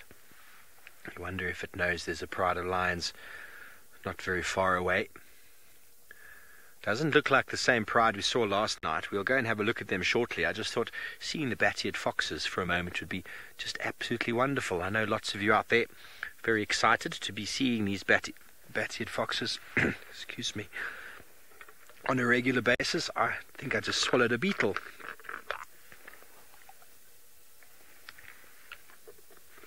Yeah, that's better. Apologies for that. Such a beautiful face. So delicate. When you see them walking, they've got such delicate little front legs and back legs. They've got to stand really tall, like they're standing much taller than their small frame really should be. That's probably to give them a little bit of elevation over the long grass like the serval has. A little bit of height, so as to sort of then be able to pounce and move very quickly. Cenac, they're not regarded as being territorial. You can actually find anywhere from 3 to up to 28 in about a sort of 5 to 6 square mile radius. All depends on the food resource. Often they'll just associate with other groups of bat-eared foxes, and essentially for the first few weeks, probably 4 to 5 weeks, the youngsters stay mainly by the den site, where they are provided with milk from the adults. Quite often there is one adult that stays around, spends a year later than it would, so rather than moving away from mum and dad, it will stay another year to help with their rearing, and one of them will stay guard. It might be the female to provide the milk, it might be one of the other adults, and then after about 2 months or even less than that, they start moving around with the adults and start foraging for their own. But if anything comes near the den site, the adults will jump up and will become very, very aggressive. And, well, I've been charged by 2 before when I was in Botswana, and I was terrified. I didn't know what was going on. And then I realized it was a bat-eared fox, and I was like, okay, that was quite frightening. I didn't realize something so small could make such a large snarling sound. Charged me as well, and it had hair up on its end, and we'd just been on a walk, and they'd come quite close, and we'd found them quite a few times after that. We gave them their distance. Bob, they are smaller than jackal. I'm not 100% sure the difference in their size, but I will double check for you to make sure that we get the maths right. But they are, I think the biggest they get to is like 4 kilograms, and the jackal is slightly bigger than that. But let me just double check for you before I give you a complete wrong answer. It's in the book somewhere, lots and lots of information. But they don't get as big as the jackal, but they make themselves look quite big with their fur. They can stand up, and their hair gets raised up, their tail as well, and with the tail standing on end, it makes them look far bigger than they actually are. Hello, llamas, age 9. You want to know why they've got such big ears? Well, first of all, they spend most of their time looking for food that's under the ground. So they listen to things scratching underneath the ground. So they'll move their head from left to right, trying to listen to see if they can hear something underneath. And then when they do, they quickly dig with very powerful claws underneath, and they scratch them up, and then they eat them. So the hearing is primarily for finding food, but then also to hear predators and other things approaching. Okay, so a jackal gets up to 12 kilograms, between sort of 6 and 12 kilograms at the most. And then the bat-eared fox, which is here somewhere as well, gets up to the maximum of 5 kilograms. So very, very, well, much smaller in weight, 3 to 5 kilograms. So that's about 10 pounds at the most versus 24 pounds at the most for a jackal. So they do get much bigger, jackals. But they don't look that much bigger when you see them, but that's because of the amount of fur that the bat-eared foxes have got on them. But it's all about intimidation. They want to make themselves look bigger. The aardwolf is also another animal that's an insect eater, and they're related to the hyena, and they do the same thing. They make themselves look enormous to try and scare others away. It's quite a good tactic out in nature. If you make yourself look much bigger, things will leave you alone. Monique, I think I can show you the track. I hope I can. I'm not on the ground right now, but I've got a small picture in the book. It's not the nicest of pictures. I didn't bring my tracking book with me up to the Mara, unfortunately. Here is their track over here, 35 centimeters. It's almost very similar to that of a jackal, but it's more sort of squashed together with very long claws in the front there. It's not the best track, I'm afraid. If I had my tracking book here with me, I would show you. But we don't spend too much time, I'm afraid, out here tracking. But there is a very nice picture of him from the front. Look at that. Very characteristic black on the top of the nose, and the white mask probably adds in a little bit of sort of a scary sort of, I suppose, posturing to the face. A little bit of a mask. It adds something when they snarl. I don't really know what it does. But with those very big ears, they are very cute. Look at that nose. Very cute little nose. You can see the nose looks quite dirty here because they spend a lot of time also with their nose in the ground. Once they've been digging, well, how do you get the food? You stick your nose in there. But those ears, well, the ears are just ginormous, aren't they? That's the name, bat-eared fox. Okay, well, we're going to move off from this beautiful little youngster. Well, I think this is the adult, in fact. And let's go over to David, who is still on the search for lions.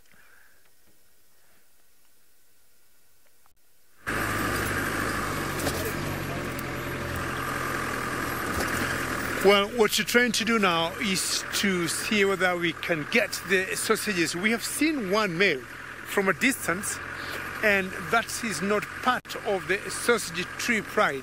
But he has been hanging around with the sausages for the last 2 weeks, and not sure what he is up to because he is not a member of the coalition of the sausages. And this is exactly where I left them this morning. Man, do you think it was there or there? Quite a rocky place. We should just try and push through slowly and see if they might have moved, because chances are if they did move, they must have moved for some food. Let's see, this is where we left them early this morning. Getting closer and closer. Let's see if Manu swings his camera, whether we might be lucky to spot anything. Sometimes the camera has a very good zoom.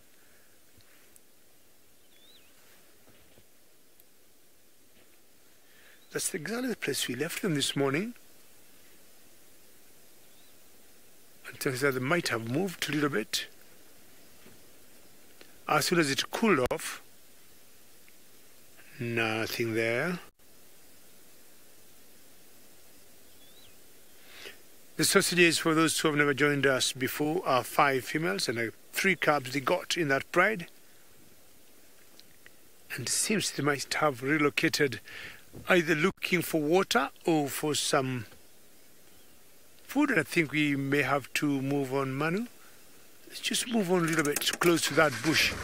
Because if they're there, there's one particular termite mound they were jumping on. I'm not sure it was that one. Seems like here. And then we lower. Lions can move, and they can move for so many kilometers. It's exactly where we had them this morning. And I don't think they're here. Manu, was it here? Yeah, they're not there. So they have moved. And they're also going to move away.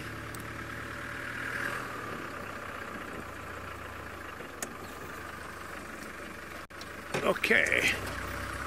Hold on, Manu, because of the rocks here. Okay. Did you see something there? Let's see what Manu just spotted. Oh, there's a male there, and that's a very sleepy male there. This is a second male, and also this one is not part of the sausage coalition. But I'm wondering where these girls are. They must have come so close to them because they have the cubs, and we imagine the cubs should be up and about playing. Hello, sir. Where are the girls? I'm talking to you, sir. Will you give me a clue where the girls are and the cubs? They definitely must have moved. What I've noticed, the girls or the females in this pride have not been getting or warming up these males to join them, because in this area there's always a particular male that we call Kipuli, which is the main male in the coalition of the sausages. And I do not know where these females are. The only thing we're going to do is just look for them. And look at the beautiful men he got. They've been trying to sneak on these females. And there's one female that we call Limpy, who has not been very impressed by these 2 boys. Fully grown and just looking every... Yeah, and I think the direction he's looking at, that's where they could be. So let's try and maneuver away from these rocks and see how close you might get.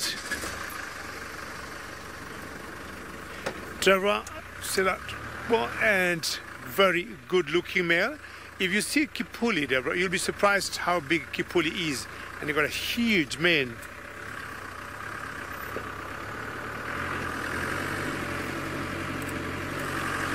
Okay.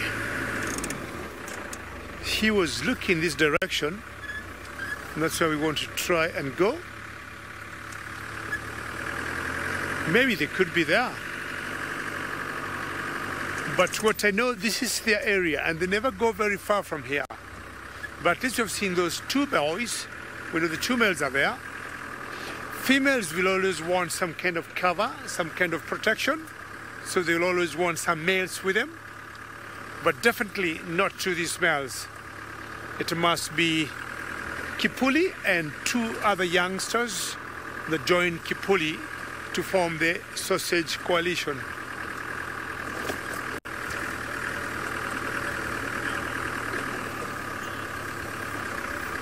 We're going to look hard and look at every bush here, but in the meantime, Let's go back to Steve.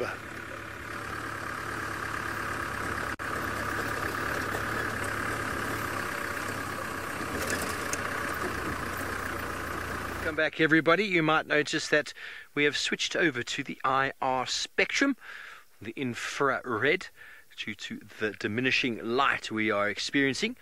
And well, as we do that normally, the lions get up and start moving.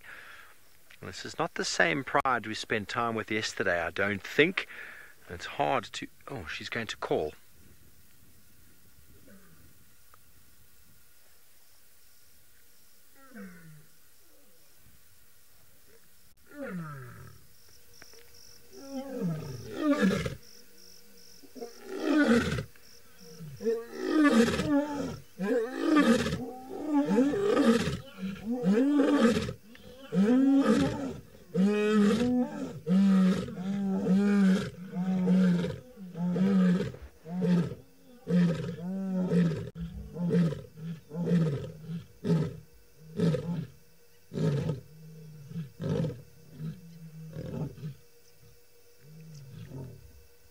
Never get bored of that. Never ever. Now, two lioness were calling here, and the male that was at the back there was calling. Yeah, it was a little bit louder. It's very hard, really, in the distance to tell the difference between a male and female. But when you're sitting here with the pride, you can actually kind of feel the difference. But if you had to try and discern it without seeing the animals, it would be very impossible. Very impossible. I don't know the difference between male and female calling. But just there, we had the male calling from behind the pride. And we've got another lioness at the back. Another cub coming. So much smaller than the pride we saw yesterday. And we've got a few youngsters. Similar sort of age to the pride we saw last night.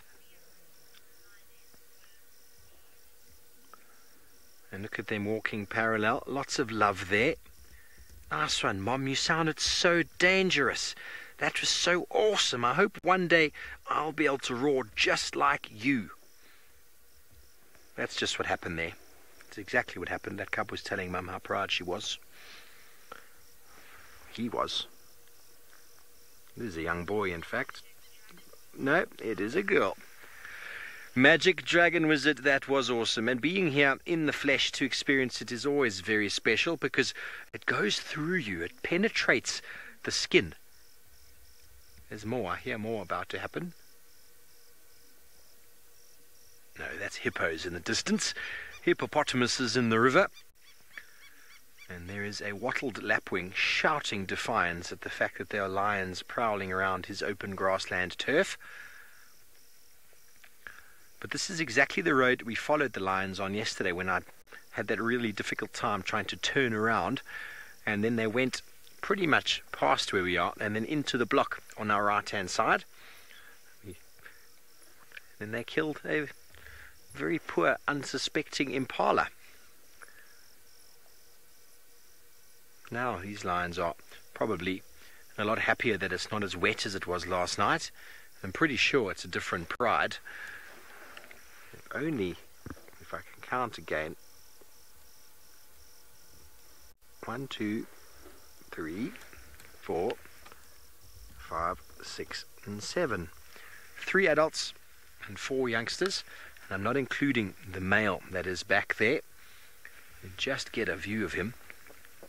Here comes another one. There's one of the other lioness. Okay, so that's a 4th lioness coming. The youngster behind her, and a little bit more to the left you might get the male. I think it was to the left. Am I losing my mind?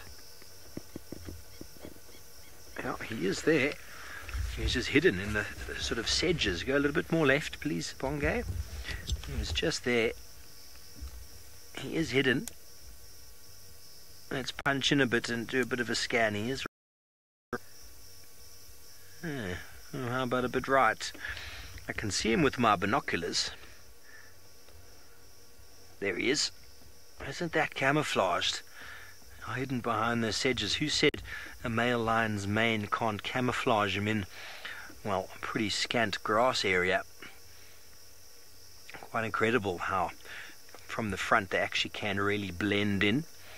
And well, more lions are coming from the back, so we might wait for them all to catch up before doing a tally. See if we can identify this pride. We're right on sort of the northwestern side of the Mara, towards the river. Pamela, I'm also trying to figure out who they are. I'm looking at all the lionesses' tails.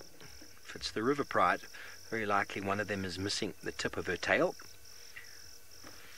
Definitely wasn't the river pride last night. That was the marsh pride. Well, you can see them all starting to regroup. There's another adult moving forward with the youngster.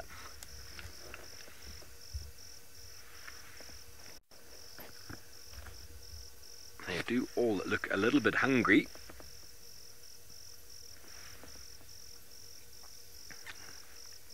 Time for a nap. Okay, well, let's move up here to the lions that we have right next to the road. We are in the marsh, folks, so there's no off-road driving here, so it's all about these animals doing what they do close quarters due to the infrared spectrum that we have. There we go, but there is a road just past where this lioness is going, and they're making the exact same trajectory as our lions did last night.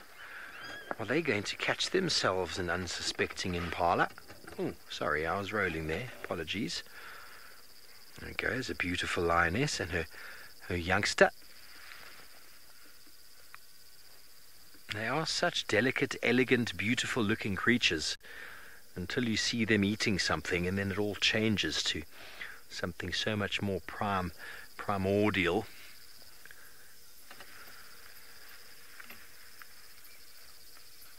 The kings of the savannah.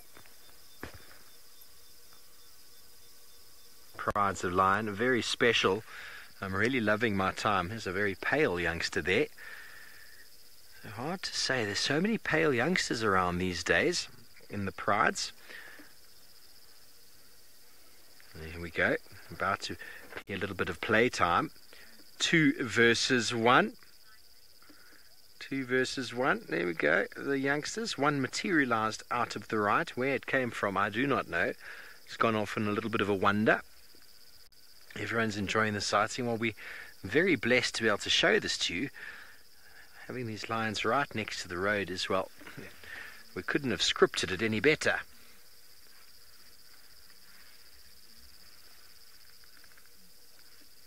This side, this line is just a little bit of funny roly-poly. Deborah, they are adorable. You almost feel like you could get off and go and scratch them on their belly, don't you? Okay, that lioness there is missing the tip of her tail. On the left there, Bungay. This is probably the river pride. Thank you very much, James Henry, for that ID feature last night. She is missing the tip of her tail.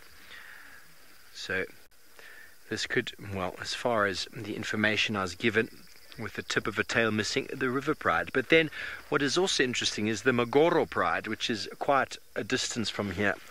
Apparently one of the characteristic features of that lioness is also a tail tip missing, and but she does have a very interesting scar on her lip, which I'll make sure on this lioness that she has or does not have. But this is definitely not Magoro pride territory. The Magoros are pretty much more settled around the area of the North Clan. That is kind of there towards the river, is the area they most frequent. But obviously these lions move. Kenneth, what am I going to miss most? I think that the wide open spaces, just the expanse of this place is just unbelievable. The space of the sky. I remember once having some guests from America that came out to me in the Kruger Park, and they just couldn't believe how big the sky was, because from horizon to horizon is just wilderness. And if you've never been in an area where it's just skyline and nature from every angle, you've never really seen the sky like that. It is quite eye-opening to be able to see it. If you've been in a city for a long time and you can never really see a 360-degree skyline or sort of landscape, suddenly coming out to an area like this can be really, really profound, and something that you don't really notice if you do live in an environment like this. You sometimes take it for granted how far you can see. The distances are amazing. The thunderstorms that we've had have been also really, really awesome. Obviously, not ideal to get wet all the time.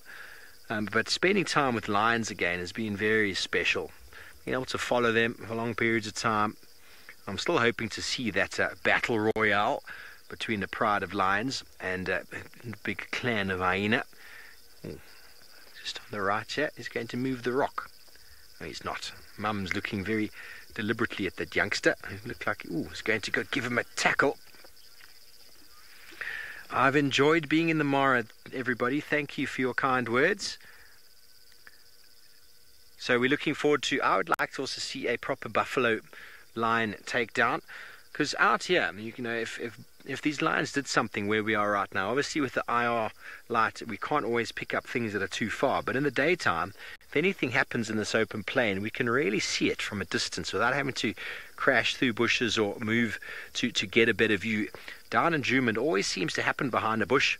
It's very dense down there. It's very hard to get a takedown down there. Whereas here you can just watch things go and watch things play out for as far as the eye can see. Okay, well, this lioness is showing some interest in something. It's caused the sister with the no tail tip to get up, and she does not have a scar on her face, so it's definitely not the Magoro pride. She's calling, so it might actually be relations to the pride we saw last night. They've been displaced in the day, perhaps.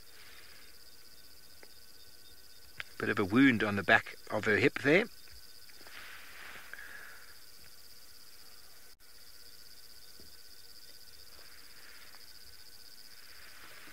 Characteristic wounds like that from interaction with other lions and hyena. Paul, you want to know why the lion's eyes glow? Well, most eyes out in the wilderness here, nocturnal animals or animals that spend time out in the bush at night, have got a filament or like a lens on the back of their iris called the tapetum lucidum. And what that is designed to do is to absorb as much light as possible into their eye, so into the retina, so that they can see.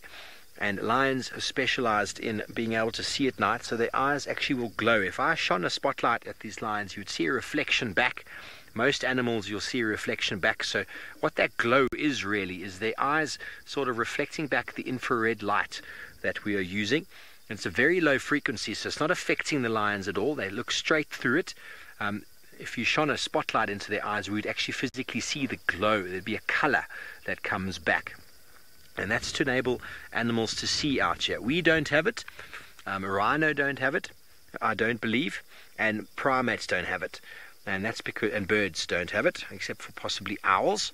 And that's because none of those have evolved to spend time in the African wilderness moving around and trying to save yourself through eyesight out here.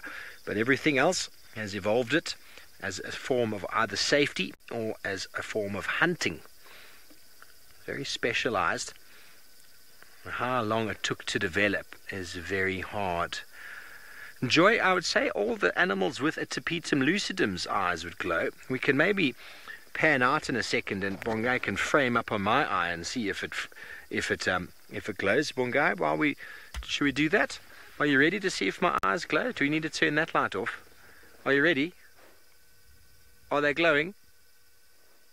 They're as wide as they can be. Are they glowing? Not glowing. That's a bit creepy. Okay, I don't have a tapetum lucidum, so it's surely the tapetum lucidum that is reflecting back that light. Okay, well, they are moving through the open plain here. We're going to move around in front. See if we can keep up with them. Oopsie, sorry, young one. There's still one that's hidden in the drainage here that wants to cross the road. There it is. And an adult is going to come up and join behind, and no doubt at some point. Oh, do you see that? She said, "You're not my child." She's also got some scars on the bottom. Did you see that? So that is the characteristic marks lions get when they fight with hyena. Okay. Okay, well, are you all ready for a little bit of a result time, everybody, before we catch up with these lions? The results are finally in for the birding big day between Juma and the Mara, and the Juma comes in with an enormous number of 44. Well done, Juma. Very, very good effort. And, well, drum roll, please. The Mara comes in with a very nice 48. Well, thank you very much, David, for your contribution. It has been wonderful following the birds around the last 24 hours. I intend to do it some more. I hope you enjoyed it. I hope it wasn't too arduous for most of you to enjoy some birding. I love my birds. Spending time with birds is very, very special. And, well, for now, we're going to move off and carry on following these lions. If you're okay with that, maybe we'll get some nocturnal birds while we're at it. But probably not. We'll be seeing where these lions are going. Let's get around onto the other side here. They're moving through the open plain. There is a road just up ahead. Right, yeah, they're probably going to walk across the road in a second. Andy, that was very close. That was very close. That was very, very close. I would like to go back and have a look at the list, though, to see all the species that were found. By far, we didn't see too many of the more common birds up here. I was very excited with some of the finds we found this morning. There was a bird we framed up right at the end of the show this morning that unfortunately we didn't manage to mark or tick down. It was a red-necked falcon. So that was a first for me. It was a lifer. And seeing the auger buzzard this morning catching a rat was very, very cool. I really, really like that. And there were a couple of birds that just slipped past us. They slipped past us, and we weren't able to ID them. But that's the way it works. We're always learning out here. But we're going to follow these lions for a little bit. But very good news. James himself is back, and he is with the Duke, not the Duke himself, actually with Hosanna. We're just going to give you one last look at Hosanna. I'm sorry, I've been off air doing some pre-recorded or recording some stuff that will be dubbed pre-recorded at some stage.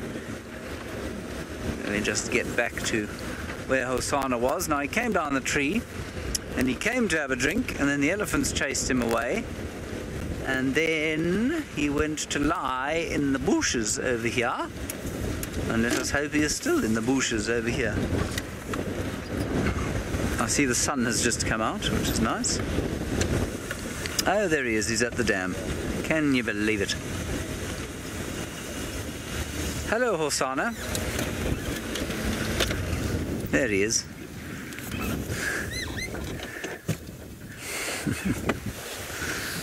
He was looking so nicely over the top of that branch now. Give us one last look, old boy. Remember, we have our rehearsal now. I'm sure you're all completely used to the rhythm of our rehearsals. And so we're going to go into rehearsal very shortly. And unfortunately, we'll only see you again tomorrow at 0500. This cat is a supreme performer, isn't he? He loves to be in TV, he loves to be on screen, he loves to be around his fellows, and mostly he likes to catch poor creatures that come down and have a drink here. As you can see, he can hardly breathe because his belly is so very full of food.